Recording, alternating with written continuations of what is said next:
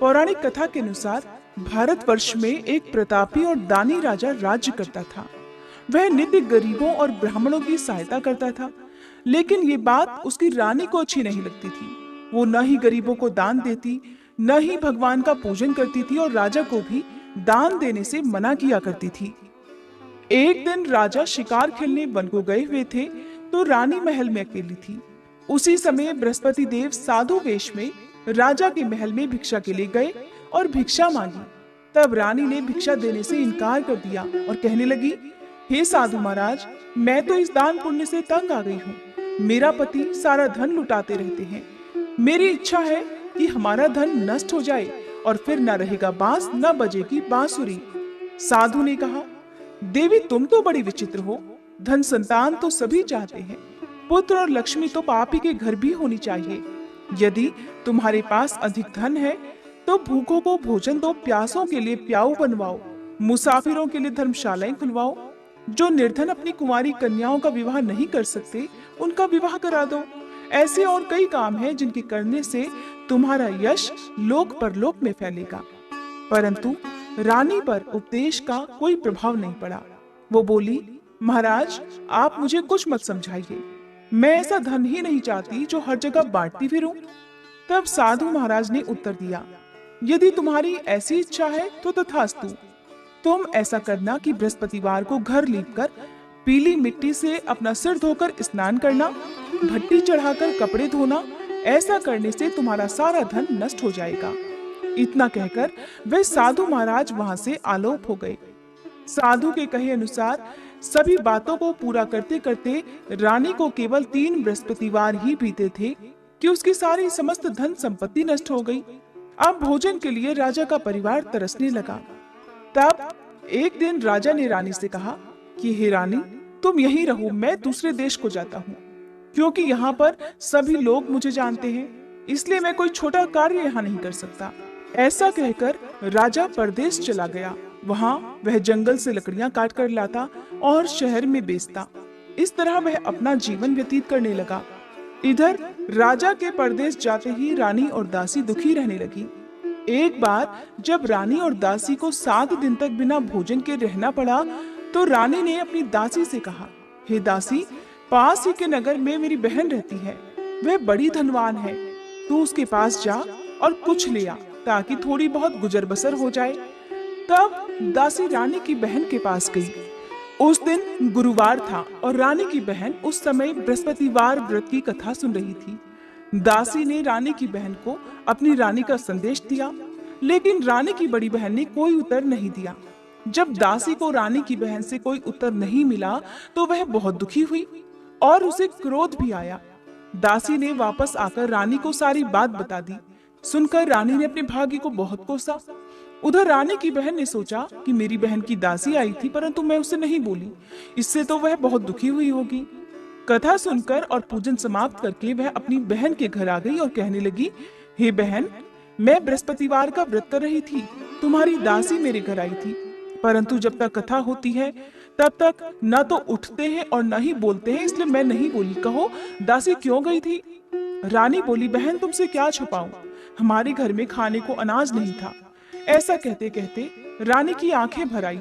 उसने दासी समेत पिछले 7 दिनों से भूखे रहने की बात अपनी बहन को विस्तार पूर्वक सुना दी। रानी की बहन बोली, देखो बहन, भगवान बृहस्पति देव सभी की मनोकामनाएं पूर्ण करते हैं।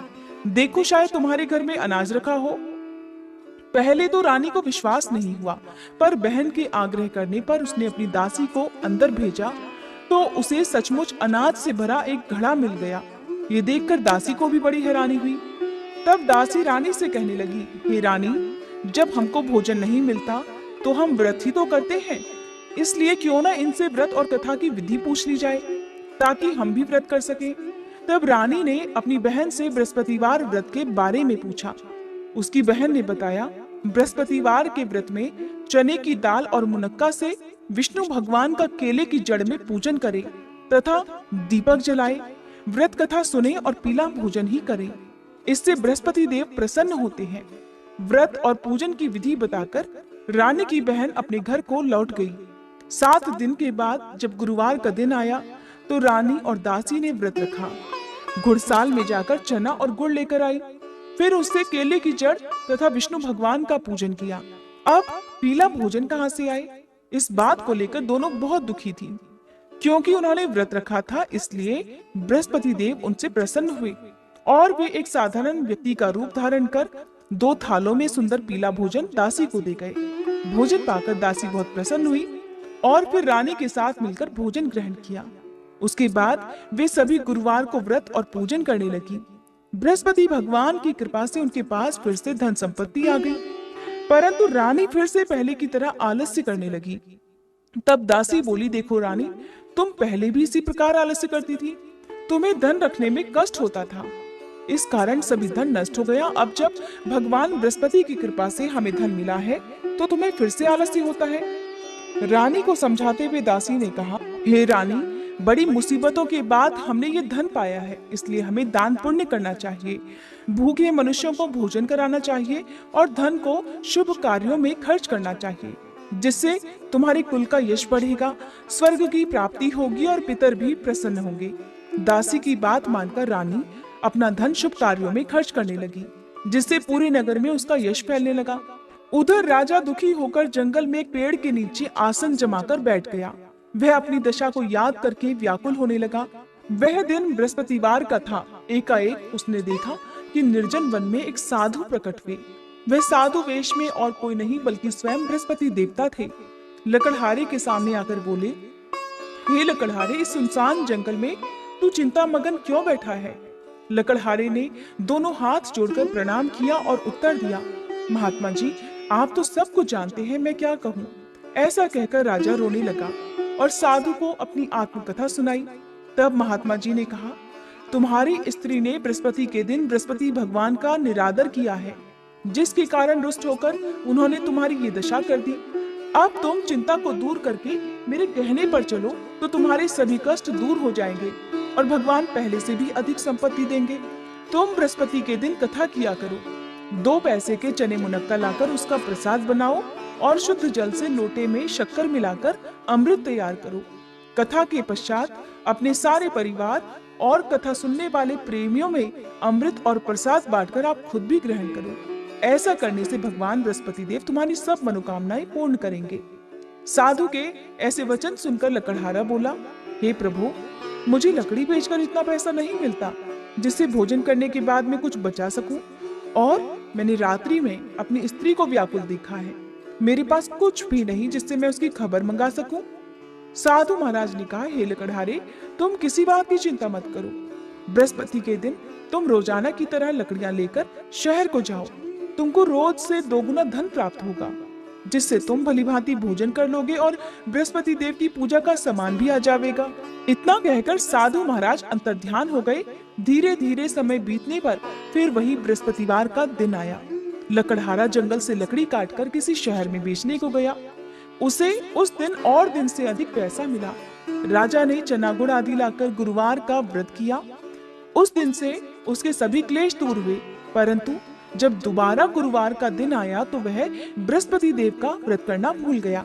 इस कारण बृहस्पति भगवान नाराज हो गए।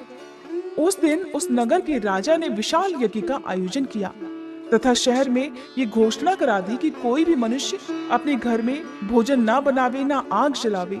समस्त जनता मेरे यहाँ भोजन करने आवे और इस आज्ञा को जो नहीं मानेगा उसे फांसी की सजा दी जाएगी। इस तरह की घोषणा संपूर्ण नगर में करवा दी गई। राजा की आज्ञा अनुसार शहर के सभी लोग भोजन करने गए, लेकिन लकड़हारा कुछ देर से पहुंचा, इसलिए राजा उसको अपने साथ घर लिवा ले गए और ले जाकर भोजन करा रहे थे तो रानी की दृष्टि उस खूंटी पर पड़ी जिस पर उसका हार लटका हुआ था। उस समय वह हार वहां पर दिखाई नहीं दिया, तो रानी ने निश्चय किया कि मेरा हार इसी मनुष्य ने चुरा लिया है, और उसी समय सिपाहियों को बुलवाकर उसको कारागार में डलवा दिया। इधर जब लकड़हारा कारागार में पड़ गया तो बहुत दुखी होकर विचार करने लगा कि न जाने कौन से पूर्व जन्म के कर्म से मुझे ये दुख प्राप्त हुआ है, और दुखी होकर उसी साधु को याद करने लगा जो कि जंगल में मिला था। उसी समय तत्काल बृहस्पति देव साधु के रूप में प्रकट हुए और उसकी दशा को देखकर कहने लगे, अरे मूर्ख, तूने बृहस्पति देव की कथा नहीं की, इस कारण तुझे ये दुख प्राप्त हुआ है। अब चिंता मत कर, बृहस्पतिवार के दिन कारागार के दरवाजे पर 4 पैसे पड़े मिलेंगे। उनसे तू बृहस्पति देव की पूजा करना, तेरे सभी कष्ट दूर हो जाएंगे। बृहस्पति के दिन उसे 4 पैसे पड़े मिले। तब लकड़हारे ने कथा कही। उसी रात को बृहस्पति देव ने उस नगर के राजा को स्वप्न में कहा, हे राजा, तुमने जिस आदमी को कारागार में बंद कर रखा है वह निर्दोष है, वह राजा है, उसे छोड़ देना। रानी का हार उसी खूंटी पर लटका है। अगर तुम ऐसा नहीं करोगे तो मैं तुम्हारे राज्य को नष्ट कर दूंगा। इस तरह रात्रि के स्वप्न को देखकर राजा प्रातःकाल उठा और खूंटी पर हार देखकर लकड़हारे को बुलाकर क्षमा मांगी तथा लकड़हारे को योग्य सुंदर वस्त्र आभूषण देकर विदा कर दिया। बृहस्पति देव की आज्ञा अनुसार लकड़हारा अपने नगर को चल दिया। राजा जब अपने नगर के निकट पहुंचा तो उसे बड़ा आश्चर्य हुआ।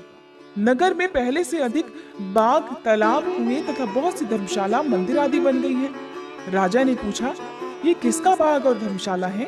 तब नगर के सभी लोग कहने लगे, ये सब तो रानी और बांदी के हैं। राजा को बहुत आश्चर्य हुआ और गुस्सा भी आया। जब रानी ने ये खबर सुनी कि राजा आ रहे हैं तो उन्होंने बांदी से कहा कि हे दासी, देख, राजा हमको कितनी बुरी हालत में छोड़ गए थे। हमारी ऐसी हालत देखकर वो लौट न जाए, इसलिए तू दरवाजे पर खड़ी हो जा। आज्ञा अनुसार दासी दरवाजे पर खड़ी हो गई। राजा आए तो उन्हें अपने साथ लिवा लाई। तब राजा ने क्रोध करके अपनी रानी से पूछा कि ये धन तुम्हें कैसे प्राप्त हुआ है? तब रानी ने कहा, राजन, ये सब धन हमें बृहस्पति देव के व्रत के प्रभाव से प्राप्त हुआ है। तब राजा ने निश्चय किया कि 7 रोज बाद तो सभी बृहस्पति देव का पूजन करते हैं, परंतु मैं प्रतिदिन दिन में 3 बार कहानी और रोज ही व्रत किया करूंगा। अब हर समय राजा के दुपट्टे में चने की दाल बंधी रहती तथा वह दिन में 3 बार कहानी कहता। एक रोज राजा ने विचार किया कि चलो अपनी बहन के यहाँ हो आवे। इस तरह निश्चय कर राजा घोड़े पर सवार होकर अपनी बहन के यहाँ को चलने लगा। मार्ग में उसने देखा कि कुछ आदमी एक मुर्दे को लिए जा रहे हैं। उन्हें रोककर राजा कहने लगा, अरे भाइयों, मेरी बृहस्पति देव की कथा सुन लो। वे बोले, लो, हमारा तो आदमी मर गया है, इसको अपनी कथा की पड़ी है। परंतु कुछ आदमी बोले, अच्छा कहो, हम तुम्हारी कथा भी सुनेंगे। तब राजा ने दाल निकाली और जब कथा आधी हुई थी कि वह मुर्दा हिलने लग गया। जब कथा समाप्त हुई तो राम राम करके वह मनुष्य उठकर खड़ा हो गया। आगे मार्ग में उसे एक किसान खेत में हल चलाता मिला। राजा ने उसे देखकर उससे कहा कि अरे भैया, तुम मेरी बृहस्पतिवार की कथा सुन लो।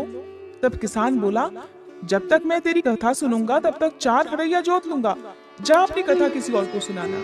और तब राजा आगे चलने लगा। राजा के हटते ही बैल पछाड़ खाकर गिर गए तथा उस किसान के पेट में बड़ी जोर का दर्द होने लगा। उस समय किसान की माँ रोटी लेकर आई। उसने जब ये देखा तो अपने पुत्र से सब हाल पूछा और बेटे ने भी सभी हाल कह दिया। तो वह बुढ़िया दौड़ी दौड़ी उस घुड़सवार के पास गई और उससे बोली, मैं तेरी कथा सुनूंगी, तू अपनी कथा मेरे खेत पर चलकर ही कहना। राजा ने बुढ़िया के खेत पर जाकर कथा कही, जिसके सुनते ही उसके बैल उठ खड़े हुए तथा किसान के पेट का दर्द भी बंद हो गया।